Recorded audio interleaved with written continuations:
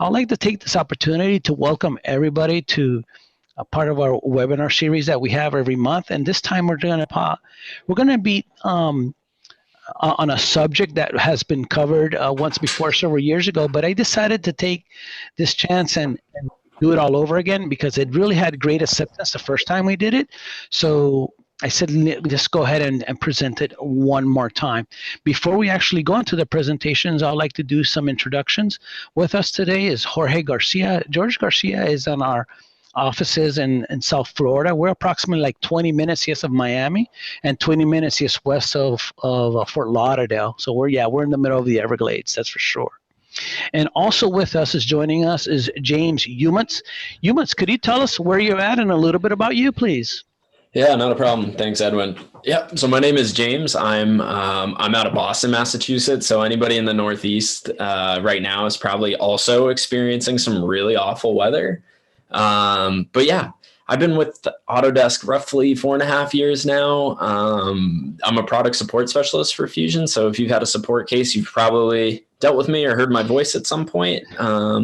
And kind of like what Edwin said, this was a class that, if you couldn't tell by this slide, we did at AU 2017 and we presented on it. And it's one of those topics that I think every year I get a little bit more passionate about. And it really is a cool class, and it's really a great concept being able to work in between EAGLE and Fusion 360. So I'm excited to share with you some of that today.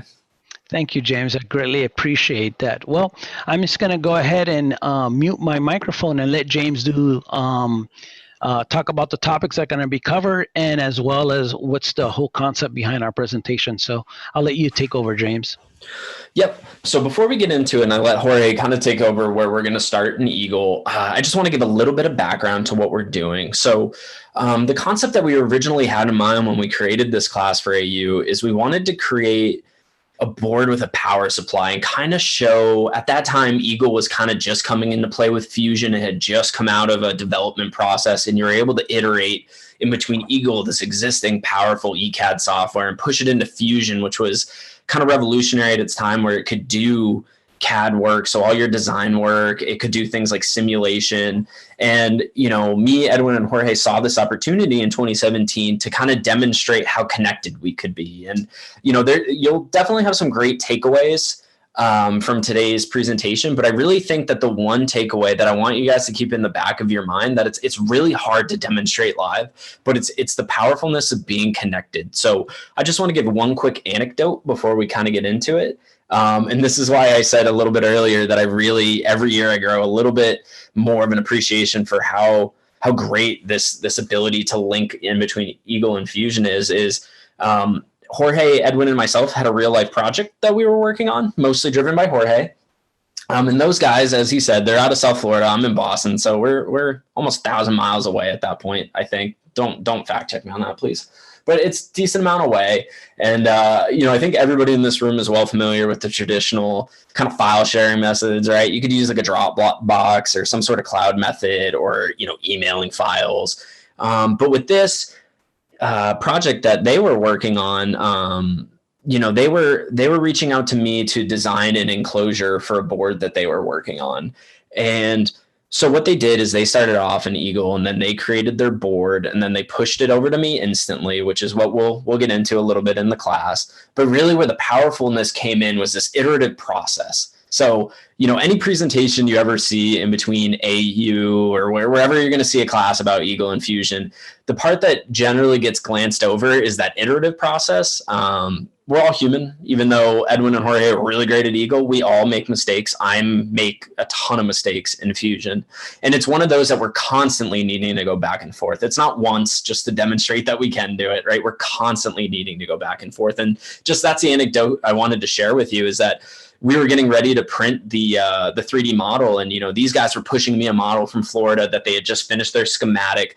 I had gone and I had updated my piece or my enclosure to be what it needed. And then they went ahead and printed it by my file. And, we're just shooting files back and forth and making this iterative change as we go. And what normally would have taken a really long time, we were able to do so fast because everything was connected. They made a board change, my enclosure automatically changed, right? And we were able to take this in stride and get a final solution pretty quick. So kind of diving into what we're going to be looking at today is we have a power supply on a board, and what we want to demonstrate is that iterative process I was just talking about of an engineer on the ECAD side of the world has to make a decision about their board. In this case, we are trying to decide whether or not our power supply needs a heatsink or not. So the first thing that we're going to do is Jorge is going to shoot me over a board with a heatsink, and we're going to do a thermal simulation on it to make sure that the transistor isn't going to reach a critical temperature, right? And what we're going to determine is whether or not we need a heatsink. And we're going to work back and forth in between Eagle and Fusion to kind of show how quickly and how powerful some of this stuff is. So without further ado, I'll let Jorge take it away for the first part of the presentation, which is actually creating the board. Ed, could you enable video for me, video sharing? Because I can't. So let me have video. Nope, can't have video yet. So you gotta do you need me to stop, Jorge? No, you're good. You're good. This is just okay. Something. So, all right, let's try. Okay, cool. So just before anybody, says we're making this up, here's the board prototype from that time. Does not have a heatsink mounted. Okay, there's bodges, so ignore those. But as you can see, we did legitimately do this. So before anybody calls me out on it, it did exist. So let's go on to the first slide. The goal of this webinar is not so much to go into the nitty-gritty of the design itself. We really want to focus on simulation and how we leveraged it to get this project off the ground and be able to validate some of the design choices. So it is a little bit of an over-engineered example, but it gives a good way of showing how these features in Eagle and in Fusion work. Okay, so as you can see in the GIF, we have a basic design showing up. I'm going to go ahead and share my screen just for a moment so you guys can see how the finished design ended up looking in Eagle. So I'm going to stop you, James, from sharing just for a moment, okay? There we go. Okay, so here's the design in Eagle. 2 sheets. So you can see I've organized it. I've put in lines separating the different sections. This is a mixed design, so it has an analog section. It has a digital, which is controlled by a microcontroller. Here on the board side, here was the finished board. I would push it to James using the Fusion 360 link, just clicking push to Fusion. Now, one thing to note here, I ended up, for this study, I ended up making 2 versions of this board. One of them with a heatsink, which is the one you're looking at, and one without the heatsink. So James was able to do a study on each of them independently, and we were able to verify that at the end of the day, we did need it. But how could we go about this, from the customer perspective, how you guys would see it? Because typically most engineers are either ECAD or MCAD. You may dabble in the other field, but you really are specialized in one. So like in my case, I'm specialized in electronics. James does the mechanical really well. I'm not as strong in Fusion. So prior to having this type of integration, my only resource for doing any type of thermal analysis was using an electrical model. So let me go ahead and show that one to you guys. So let me go ahead and actually, if we can go back to the PowerPoint, so let me give this back to James just so we can show the next slide. Stop the share. Go ahead and pick it up, James.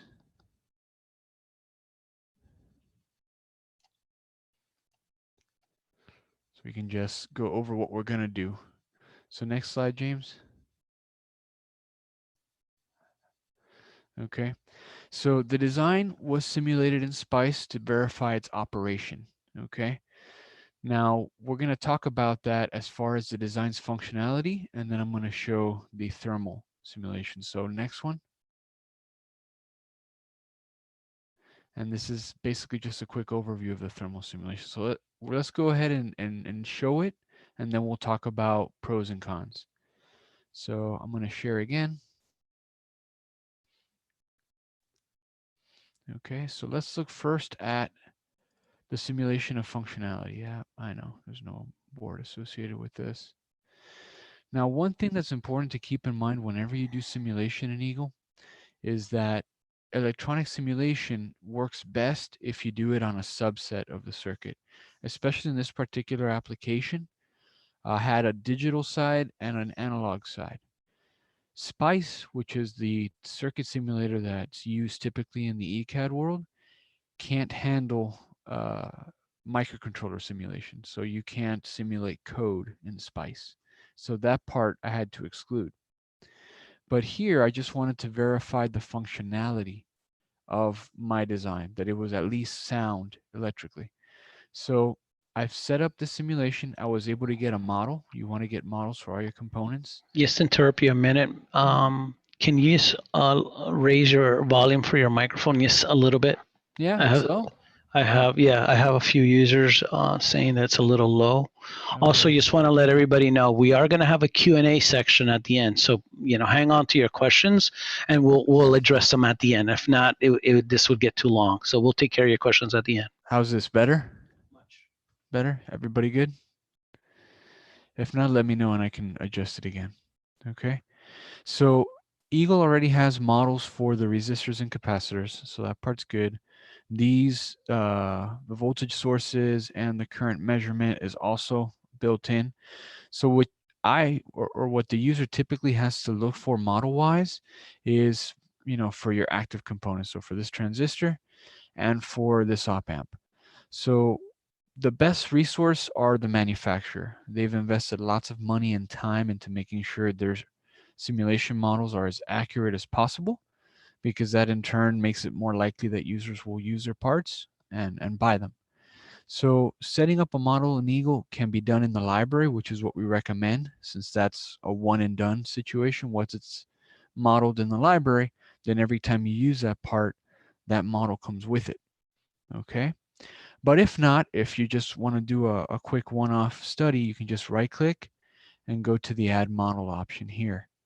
And that will allow you to adjust the model and make changes. So what can happen sometimes is maybe you don't find an exact match, but you find something close.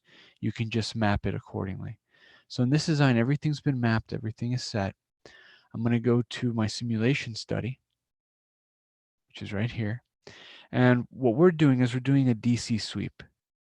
Okay, so what's going to happen is that the source Vn is going to be swept from 0 to 0.055 volts.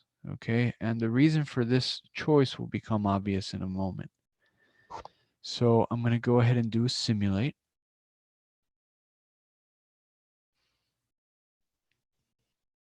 And when you run a simulation, a SPICE simulation in Eagle, you're going to get several signals. You're going to get obviously anything that you've purposely requested, but you also get these you also get the currents coming from your voltage sources, which usually is not desired. So I'm going to go to signals, Vn I do want, Vload I want, this I don't need. I definitely need my current measurement. This will be the same, so I'll just have these. Okay. So what you're going to notice is you have your voltage, which was coming in, and then you have the current that's being drawn out. Okay, and what you're going to see is that as the voltage increases linearly, which it does, it's going from 0 to 0.55. Okay, you'll see that the current is also increasing. And what ends up happening is basically I'm mapping that as I turn the different potentiometers on that op-amp, I'm increasing the load that I'm drawing, the current that I'm drawing, up to a maximum of 5.5 amps. And the idea behind it is just to give a little bit of overhead. The way the circuit is designed is really to be able to go from 0 to 5, but giving it a little overhead helps account for component tolerances and things like that. So this verifies that the design is sound, that it is going to work in its intended purpose. Now, that's one half of the equation. I know that the design is electrically sound. I can rely on it. The reason we use such a small voltage range is right here. Okay, the way the feedback works is that the voltage that develops across this resistor is due to the current running. Once you have 5 amps running through here, you have 0.05 volts, which through the feedback action of the op amp is meant to be the same as this input right here. Okay, and that's why you saw that the VN was swept from 0 to 0.055. Okay, because that makes sure that the right amount of current is being drawn from the circuit. If anybody's interested in those details, we can discuss more later, but that's beyond the scope of this webinar. So at this point, I knew that I'm going to have 5 amps running through this transistor. That's a lot of current. This transistor is probably going to heat up. So I started to become concerned with the thermal situation. Now, again, if we didn't have this ECAD, MCAD integration, the best I could do would be to try to do a thermal simulation using SPICE. For an electrical engineer, that's very natural because you're basically drawing parallels between thermal parameters and the electrical parameters you're familiar with. So let me show you what those are. I'm not going to save this one. Okay, here's our thermal sim. So initially I did one with a heatsink, one without a heatsink. Okay, these values you can grab from the component data sheets. So you, for example, if you go to the data sheet for the transistor, which is the main dissipative element in the circuit, you find out that its thermal resistance is 75 degrees per watt, 75 degrees Kelvin per watt. And then when you look at the data sheet of a prospective heatsink, you get the heatsink's thermal resistance and its junction to case thermal resistance. So for an electrical engineer, the way we model heat is voltage is basically temperature in degrees Celsius. Any resistance is thermal resistance, which is degrees Celsius per watt or degrees Kelvin per watt. You may see both. As you know, the scales are equivalent. They just have a different starting point. And then current is power. So we model ambient temperature with a fixed voltage. I'm going to change this one to 25, which is a bit more robust. It helps give you a simulation that's a bit safer. So I'm going to go ahead and right click on this, analog source setup. Just change the DC value to 25. Okay, same thing here.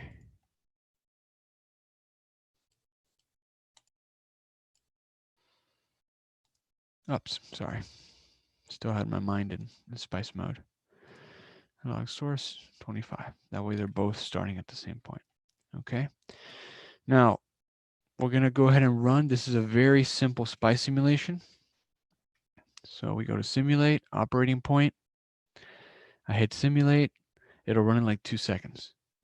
Okay, and you see all this, but it's a lot easier if you just look at the schematic itself. You'll see the values. Okay, so the voltage at each node is basically the temperature, and we want to get the temperature inside the junction, as you can see here. So we have 20 watts going in. We have the junction to case, we have the heatsink, and then we have the ambient temperature to air. Okay, and as you can see with the heatsink, it's at 105 degrees Celsius, which is safe. It's actually a pretty good operating range. With no heatsink, according to this, it would get up to 1,525 degrees Celsius. Now, there's a lot of things being ignored in this simple model. There's obviously no analysis of convection, of conduction. There's obviously no consideration for where the part's going to fail, because obviously the real component is not going to get anywhere near this temperature. It's going to fail well before that. We also don't know how heat's going to distribute on the PCB, how it may affect other nearby components. So as easy as this model is to work with, it's not very accurate. It gets you in the ballpark. It gives you a kind of intuition. It's good for building intuition, but you can't rely on that if you're going to manufacture your product. You know, this isn't a good enough simulation for you to be able to sign off on a 1,000 order production run. So that's where we run into the limitations of EAGLE on its own for thermal simulation.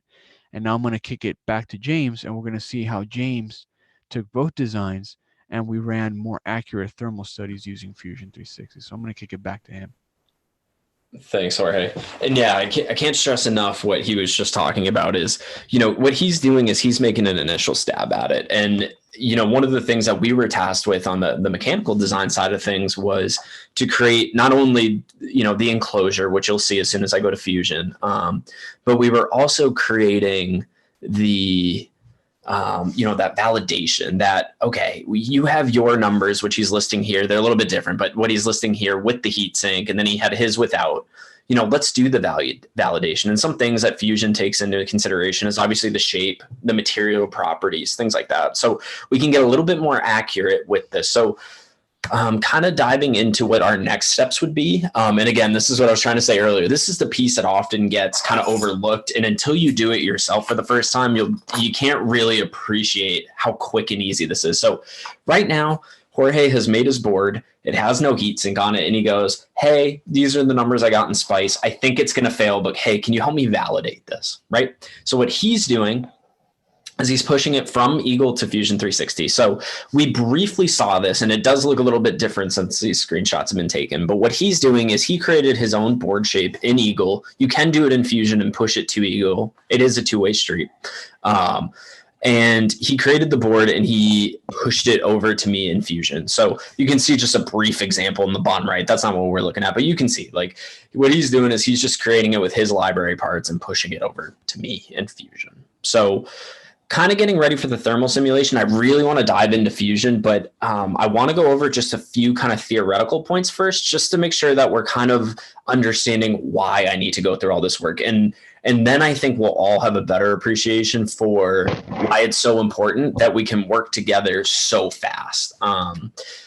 So generally, when we're validating and doing any sort of simulation, I know when I first started with simulation, I always had this false, kind of theory in my head that like, okay, the simulation is going to tell me everything I need to know, right? Like I'm just going to hit a button and I'll know everything there is to know about what I'm trying to do. And that's not really the case the more you dive into it. When you're doing a simulation, what you're really doing is asking a question. And our question in this case is, will the transistor overheat? And more specifically, will the transistor overheat with and without a heatsink?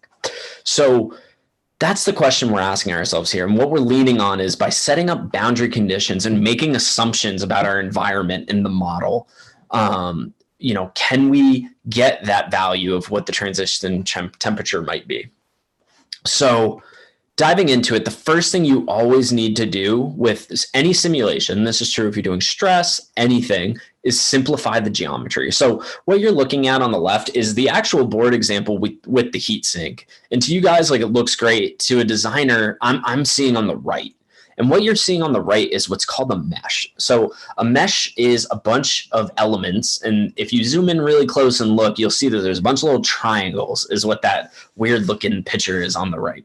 And it represents the surface geometry and probably a little bit deeper. I'm probably butchering that term a little bit, but it really represents the geometry. And at each node, what's happening is a calculation. So having something that's this intense and complex really drives up your solution time, and sometimes it'll fail because it's unable to really get accurate results. And we don't really need that. A great example is, let's look at the switch, where it's clearly like an on-off switch right here in the top corner. I'm not sure if you can see my mouse, but right here. And it has ridges on it for your thumb, right? From a design perspective, that's great. From a simulation perspective, the temperature in between those ridges aren't any different. Realistically, that switch is so far away from the heat source that there's probably not even going to be that much of a temperature difference on there. The transistor will fail long before we start to see any residual temperature effects on that switch. But what it is doing is driving up calculation time. And, I was making this joke with Edwin and Jorge before, when we were building this presentation of, just to get this screenshot alone, it took me 10 minutes to generate that mesh. That's before we even did any of the calculations in simulation. It took me 10 minutes to get that image on the right. Whereas once I was done simplifying it, which I'll show you in a second, it took me 45 seconds. So this is a really important step in order to get your simulation to work properly. And it's by making simplistic assumptions about the final design. So with that, Fusion has an environment that's definitely unique to Fusion. It's not something I've seen in other FEA packages before. And this is what's called the Simplify environment. This is something that I really love. And what it allows us to do is have an independent environment from the model. And what I mean by that is, in the example I gave where Jorge's sending me his board, right? Realistically, what I'm doing is not only the simulation, but I'm creating an enclosure and we're creating stands so that the board can sit on. We're doing a lot of work that's beyond this. So to have to, in other traditional applications, build one model that's specifically for manufacturing, one model that's specifically for simulation, it's annoying, it's tedious, and if anything goes wrong, you have to keep doing it over and over and over, and it gets old. So the simplifier environment is really cool in that it's completely independent of the actual model and manufacturing environment. So what I'm doing is I'm creating the image on the left, which is my simplified version and representation of what you saw on the original PCB. But it has absolutely no effect on the original model. The original model still looks the same with that level of detail and all of the enclosure that I built around it. This is purely simplifying it for simulation. The other really great part is some of the tools that are in Simplify are not found anywhere else. And one of my favorite ones is the one I'm demonstrating in this screenshot, which is called Remove Features. So what I do here is I kind of select the board as a body, and I can say like, okay, I want to attack holes and fillets and chamfers and get rid of those. They really have no need of being in this thermal simulation. Especially all of these pieces have the pin connectors, which created holes in the board, which I didn't need, right? It was just bad interference that I didn't need. So I can adjust that little toggle, and with one click, I can get rid of it all. So you really are seeing on the left, all those highlighted little color pieces. I'm hitting OK and deleting them in one click, and then you can see the board on the right. So moving on, once we've simplified the board, we need to set up the thermal simulation, right? And this is that what I was talking about earlier with you kind of just assume it does all for you. Can I Not exactly. For a second, James? Yep. Earlier you mentioned FEA. Could you just elaborate a little bit on it? Because a lot of our guys may not be aware. Yes. Yeah. So that acronym stands for finite element analysis. And that's what we're doing with the mesh, right? So those are each individual piece of that mesh is called an element. And for anyone that's really savvy with FEA, they're going to say, I'm definitely giving this definition wrong. But what's happening is at each node, there is finite element analysis happening and doing those calculations in the background and determining all those. And then it's going across and it's calculating it throughout all those elements, as I'm struggling to come up with a great definition here. But yeah, that's what it stands for, is finite element analysis. Thanks, James. Yeah. So, when you're working with thermal simulation and you're setting it up, thermal's a little bit different than stress. Stress, for example, like pushing on a table and trying to figure out how much it's going to deflect, is usually a little bit easier to grasp in the mind. With you guys being EEs, I think this might actually come a little bit easier to you.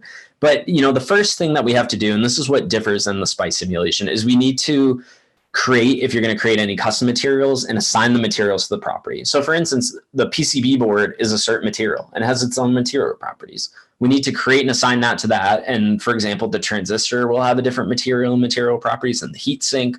We need to assign these to each one, which again is where Simplify comes into play, to be able to make assumptions and really not have to pick every single little resistor and piece and say like, okay, this is this material.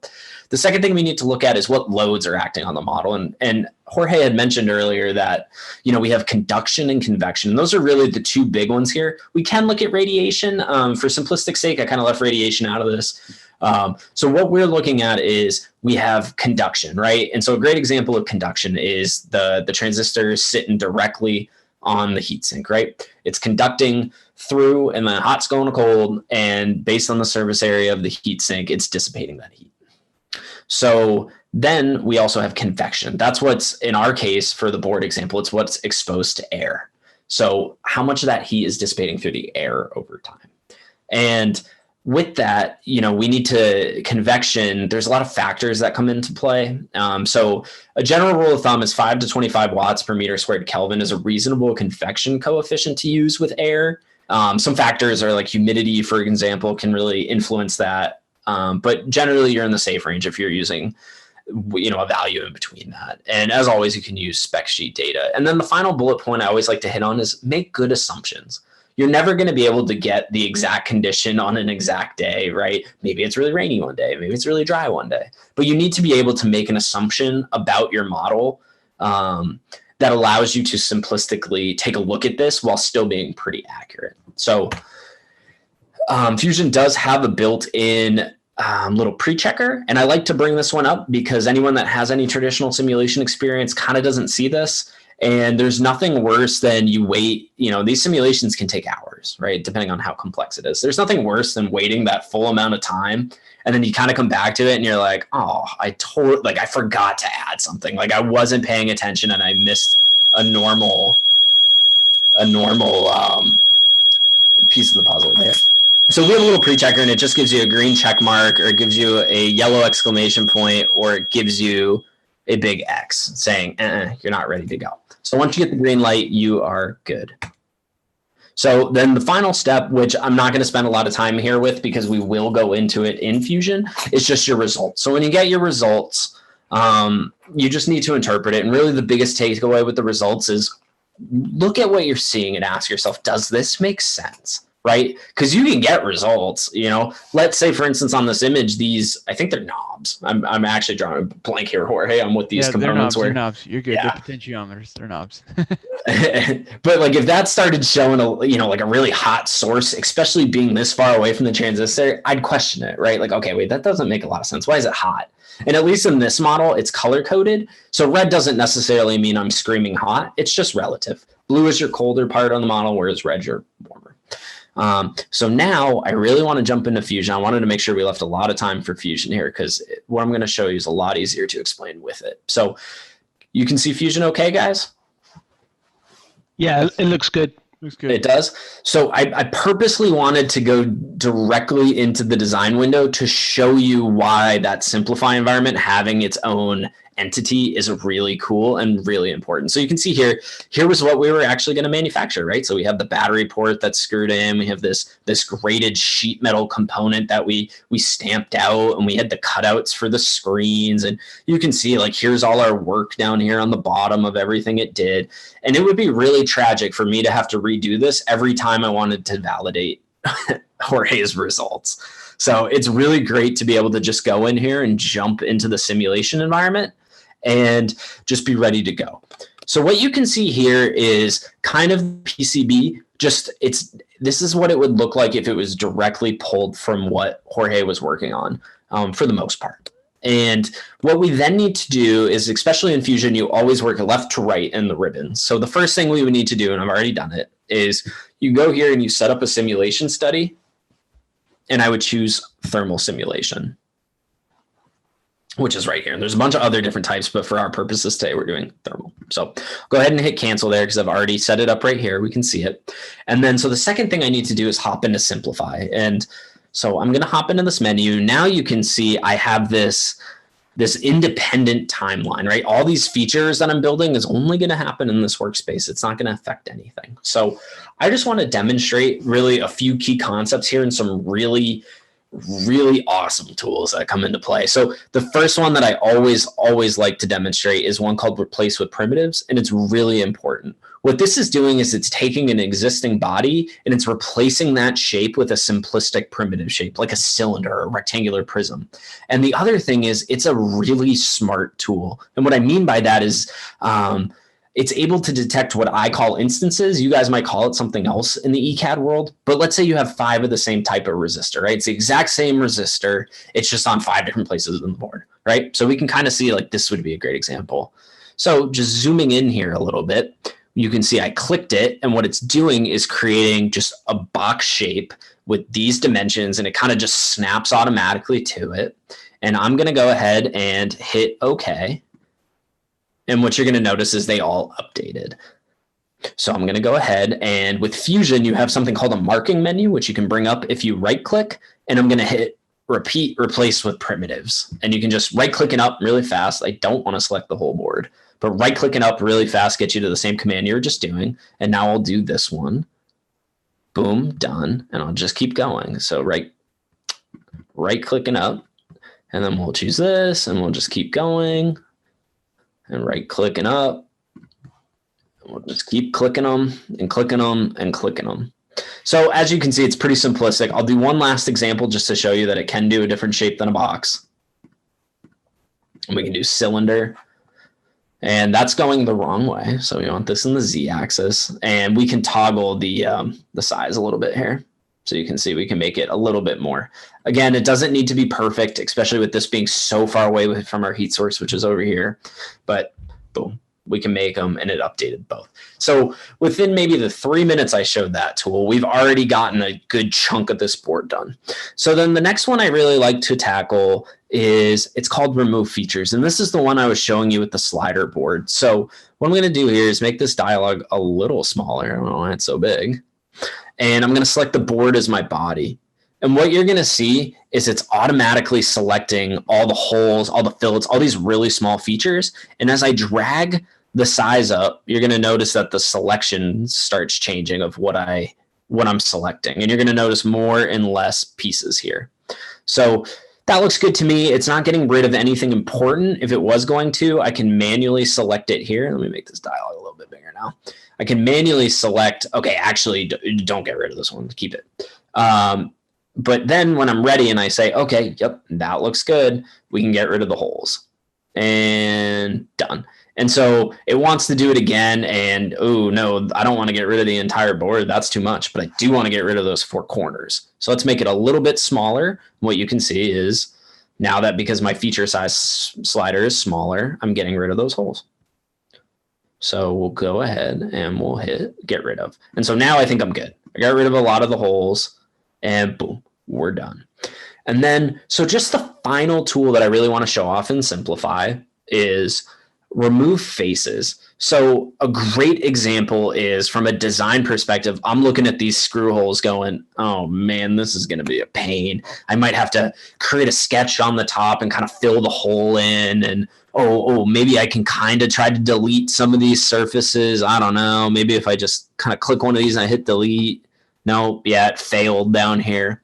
Okay, here's what I'm going to do. I'm going to use this tool, remove faces, and it's smart. It knows relative to what it's around and based on the feature you're selecting, what it wants to get rid of. So what you'll see is where I just clicked and hit the delete button and failed, I'm going to click this, and you can see that the colors are highlighting. And I'm going to go ahead and click it. And you can see I only clicked twice, but it's selecting 48 faces there. It knows which ones need to be removed. And then I hit it and it's gone quickly. These are quick at the end of the day. It's pretty quick. And then the same thing I can do over here and just keep selecting them. All right. Getting rid of some of these shapes. Gone. Right. And so, as we go through this, we'll start to make more changes. I'm going to want to get rid of the pins that go all the way through the board. Really, we don't need to know what's happening on the bottom side of the board. So we can kind of get rid of some of the stuff there. And what it then ends up looking like when you're all done simplifying, and it takes some time, is this, right? You have a now done model. As you can see, I got rid of the switch. I figured it wasn't necessary, and it was really complicating a lot of things. I could have replaced it with a primitive, but I did a little bit of testing on my own, and I found, well, I don't really need it.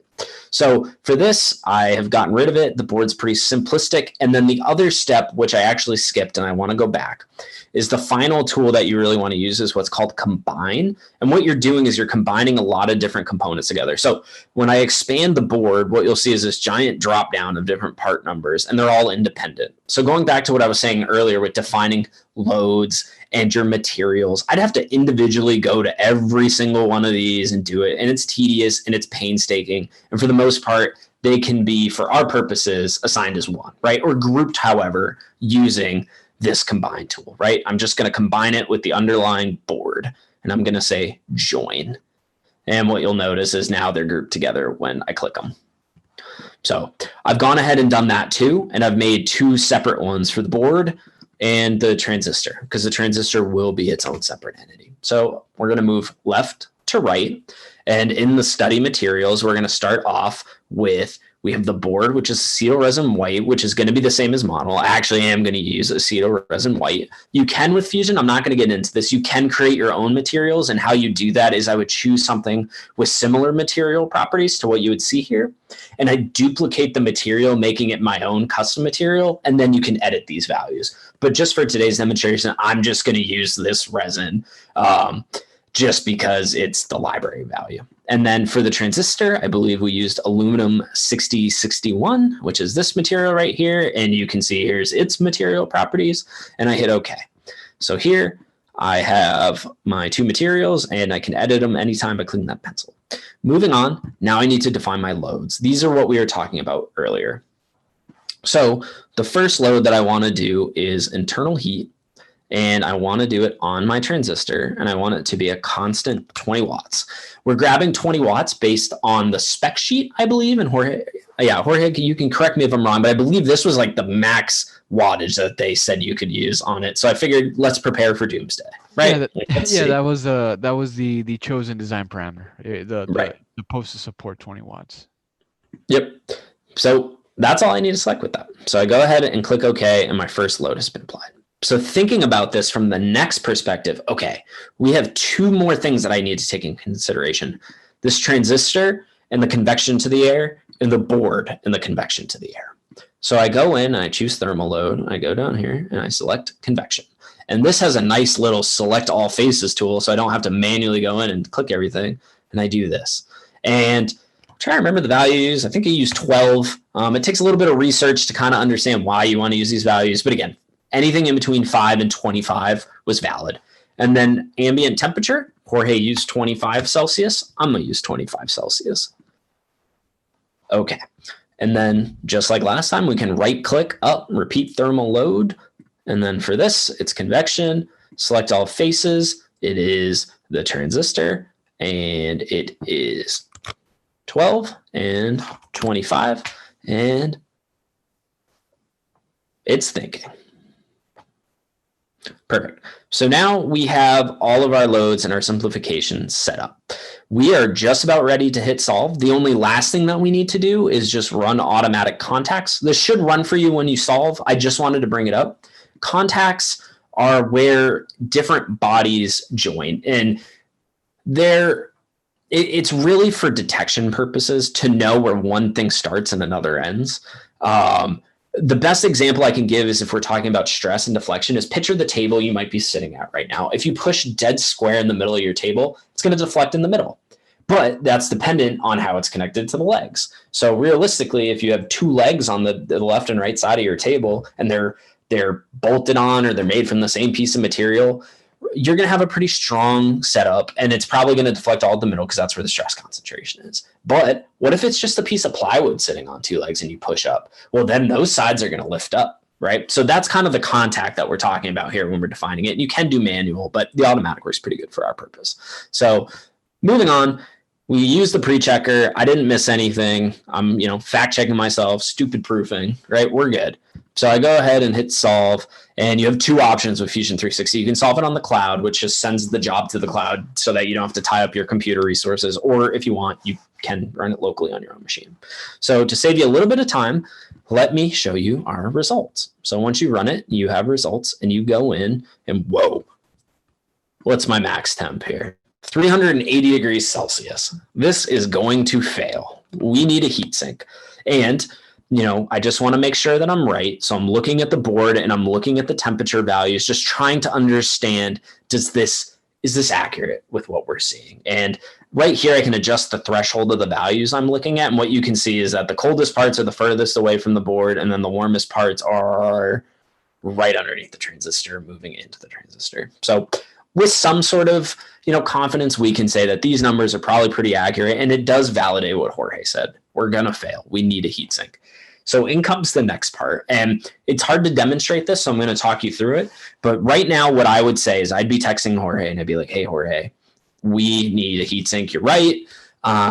This is the temperature value I'm getting. I'm sure there's some variance in between it, but realistically, it's going to fail long before it ever hits this.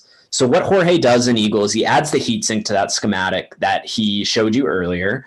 And all he has to do, and this is why it's so powerful, is all he has to do is click one button to push it back to Fusion after the heatsink's been added. And I have this. And I know at first glance, you're just kind of looking and it's kind of like, well, okay. I mean, you have the board and all that, but look at the components. It's all still simplified. I don't need to go back and redo it. it's there. He didn't change any of the other parts. He just put this in. Or maybe he wanted to move these two knobs and he moved it over here and over here. Well, they still wouldn't change because they're still there. When you add or remove components, you do have to take that into factor, and you do have to, reset up whatever's new or what has been removed. But I don't need to change any of my existing work. And this is what's so powerful. Going back to that anecdote from earlier when we were 3D printing an enclosure together, we were making 3, 4, 5, 6 different design changes trying to get the best result, not just one. And so the ability to be able to do that without having to redo all your work every time is that's the part that just always gets me. And it's so amazing. So with this, you do need to do a little bit more simplification because now this came in and you can see that there's like this peg and things like that. So I'll save you the simplification step because it's absolutely no different than what we did before. We just need to do it to the heatsink now. So going into our simulation, once we're done this, the last thing that we just would need to do is just set up the new loads. There we go, is just set up the new loads that we have on the board. So as you can see here, we have a brand new part that we would need to add the material properties to here.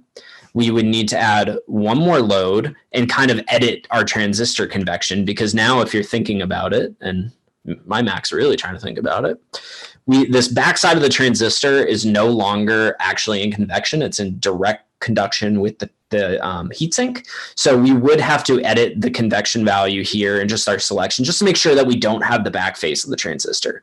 And then finally, we would just need to go in and add another load of convection on the heatsink itself, because that is exposed to air. So after we've added the material for our heatsink and we've added and corrected our convection values for what's changed, that's all we need to do. We're ready to hit solve again. We're ready to go. There's nothing else that changed in this. And so when we're done, we get results that look like this. And what we see is we have a missing transistor. I must have hit it, but the transistor, you can see the outline is right there. I think I turned the visibility of it off. And what we can see is that right on the outside of the board, we're staying around ambient temperature at that 25 degrees Celsius mark. And as we get nearer to the heatsink, we are seeing very symmetric too, which is great. We're seeing symmetric heat and the temperature values, with our max temperature being right around 100 degrees Celsius. And I have for memory, the actual, you can use and inspect, you can actually kind of probe the points to get temperature value. So I can like kind of choose a probe right there, right? And yeah, so our temperature was right around 100 Celsius, and we can see it's very finely concentrated right where the transistor sits. So it's very accurate. For anyone that's really inspecting this, you can kind of see small anomalies right there. That has to do with the contact that we were talking about. That's where those pins are meeting the board, and there's not too much mesh going on there. So for all intents and purposes, we can say with some sort of confidence that this transistor with this heat sink is going to reach around 100 degrees Celsius, which I'll hand it back over to Jorge to say, Jorge, does this work? Yes, it does work. So that's it's nice to have the validation, especially now through a more accurate simulation. So it does indeed work. It can dissipate the 20 watts. 100 degrees C is obviously hot to the touch, so you want to be careful, but it does work. Yep. And just the final thing I do want to say, generally in the engineering world, you do want to have some sort of theoretical value, some sort of hand calc that puts you close. And you want to have, obviously, the value that you solve for. And with that, you'll get some sort of percent difference.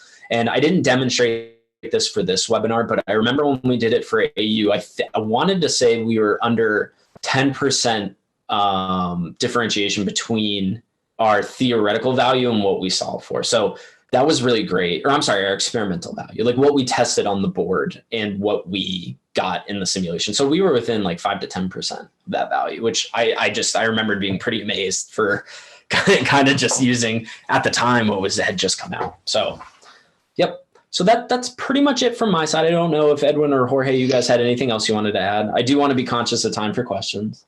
Hi, James. Greatly appreciate it. It's been an amazing presentation. It's a really good material. You've covered it, and especially that you did the introduction and then you broke it down. So I greatly appreciate it. You have no idea what a good presentation this has been, and how to combine your results from Eagle within Fusion 360. And one thing I wanted to highlight is all this is possible just because the way Eagle and Fusion work, it's functional. So all those components that he was simplifying are identified, because you're not seeing a 3D picture. You're seeing each individual component as an actual component. Therefore, you could do the simplification a lot easier. Okay, so it's not a visual thing; it's a functional thing. Okay, so I think there is a question here from user Jorge. Convection 2, is heat sink with air? That's the question. What is convection 2 basically? Is that the heat sink convecting to air? Let me reshare my screen because I accidentally just hit stop screen. 1 second. And the question was, is convection 2 heat sink with air? I do believe so, but let me just hit edit. Sometimes these edits go a little slow because it's selecting it per face, and it's actually a pretty large amount of selection. So you can see my MacBook's just kind of thinking about it right now. And you guys can see this screen, correct? I chose the right one. Yeah. So you can see 590 faces. And no, convection 2 is the board. Convection 1, let me get out of results view. This might make it a little bit easier. Finish results. Okay. Convection 1 was the heatsink. So what you're just not seeing is that I hid the transistor for the study because I was just trying to visualize it a little bit better. So I just kind of turned the actual physical visibility of the transistor off. And what you're seeing here is I had split the back face of the transistor. So I knew exactly where the conduction was happening, right? So I was like, okay, well, this, we didn't model any sort of glue or any sort of thermal paste, right? You can't really do that with Fusion today. Some advanced thermal packages and fluid dynamics packages you can't do that with Fusion. So what I was saying was I was really wanting to create perfect kind of contact there because the mesh does play a factor into that. But to answer the question, convection 2 was the board to the air. Convection 1 is the heatsink to the air. And I want to say convection 3 is the transistor minus the back face to the air. Yeah, you can see it highlighting here as I hit it. Mm-hmm. So we have a question. Yeah, there it is. Yeah. We have a question from Spencer. Can I change the connection point on the transistor, as I would have expected a lot more thermal conduction from the ground pin into the copper of the PCB, or is that beyond the scope of the demo? So what he's asking is, the transistor has three pins, and it has the back of it that's like full aluminum or full metal, and that's the ground connection because that's where most of the current flows through. So he's saying if he can adjust the simulation to be more realistic, because those are the surfaces that we transmit the most heat. I don't know if that can be changed. Yeah, so we could. And again, I think you hit the nail on the head. We were doing it for simplistic sake here with the webinar. Yes, the answer is yes. There's just things that are dependent, right? And it really is depending on what you're looking for. So every FEA software has a limit. Fusion generally tends to give you a more simplistic overview. For example, there's no dynamics. But to answer your question specifically, you could come in here and break. I really wish I could find the visibility of that transistor. Let me go back to the one without the heatsink just so we can visualize this a little bit easier. And in the meantime, we got a comment from Peggy for Spencer. Heat wants to flow through the path of least thermal resistance, similar to electricity and similar to water. The pin going into the PCB, its effect is going to be negligible.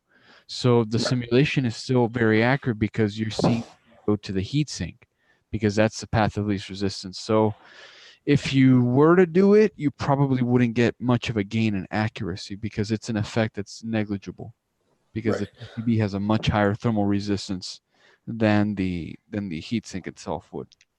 Thanks, right. Peggy. And Peggy coming in with the save. She's knowledgeable when it comes to this stuff. But but to answer your question, for any piece on here, you can model it differently. So I had modeled these very simplistically because going back to that mesh equation, what you'll find is that this is very thin in nature and you can't get a lot of elements across. In fact, I couldn't get more than one element across, which is generally considered not very accurate. You want at least two elements through the thickness of something to be able to accurately represent what's happening across that thickness, and I couldn't.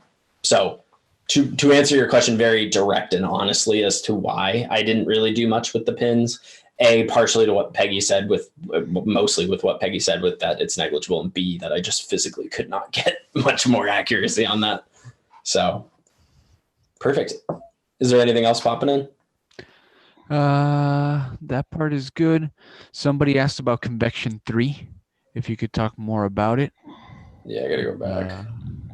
Yeah, so I think Convection 3 was, and again, I'm sorry guys, I really wish I could unhide that. And in order to do it, you have to go through this laundry list of components and find the body and unhide it. I should have done that before the webinar.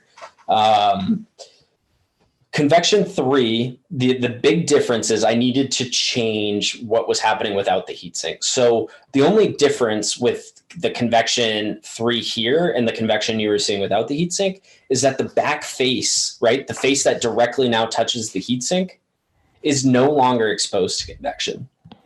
So when I edit this, I needed to manually remove that back face, right? And that's partially why I had that split in the background. That's some of the fine tuning as you start to do it yourself. You'll realize you need to make these distinctions.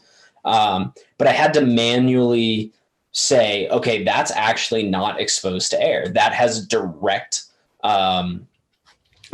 touch with the heatsink, which is what it's supposed to do, right? I mean, in real life, there's some paste, but it's supposed to, go through the heatsink, and the heatsink, due to its surface area, is kind of dissipating that heat across. So that I hope answers your question. I think that's what you're asking, which is what the convections were.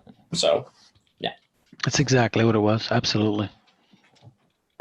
Thank you. Perfect. So we just reached the top of the hour. I'm happy to stay on with more questions. I don't know how many more we have. I'm looking at the YouTube channel. I don't have any questions on our YouTube friends. Greatly appreciate it. I don't see any questions anymore here on. Okay. Well, thank you everybody for joining us. It's been a pleasure. Those of you that join us on YouTube, greatly appreciate it. And for your kind comments. Just to let you know, James, if you're not following the YouTube channel, but everybody's giving you a lot of praises for the great presentation and for all the information that you've been able to share with us as well. So well done. Jorge, as always, your presentations are flawless and awesome and spot on. So thank you for that as well. And for those that are other Autodesk members that actually join us and actually participated during the chat, thank you so much for the support. Really appreciate it. Thank you so much for being here. Everybody, hope to see you in our next webinar, which is going to be next week. Thank you, everybody, and have a great day. Bye now. Thank you, James. Bye now.